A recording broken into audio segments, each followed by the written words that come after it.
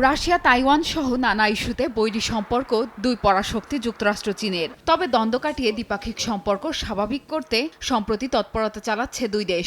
এর অংশ হিসেবে গেল বছর সাক্ষাৎ করেন জো বাইডেন এবং শি জিনপিং। এরই ধারাবাহিকতায় এবার এক বছরের কম সময়ের মধ্যে দ্বিতীয়বারের মতো বেইজিং সফরে মার্কিন পররাষ্ট্রমন্ত্রী অ্যান্টনি ব্লিংকেন।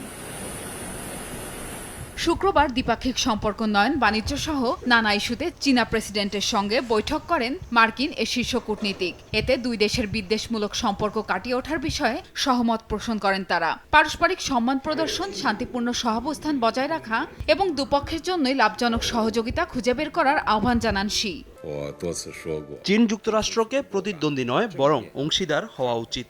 একে অন্যের ক্ষতি না করে সাফল্যে সহায়তা করা উচিত। প্রতিযোগিতার বদলে পরস্পরের স্বার্থ রয়েছে এমন বিষয়গুলো সন্ধান করতে হবে। দুই রাষ্ট্রের শান্তিপূর্ণ এবং পারস্পরিক সম্মানজনক সহাবস্থান প্রত্যাশা করি।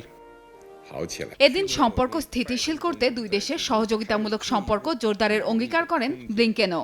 We are committed to maintaining and strengthening the lines of communication between us so that we avoid any miscommunications, any misperceptions, any miscalculations. And we are committed to responsibly managing the relationship.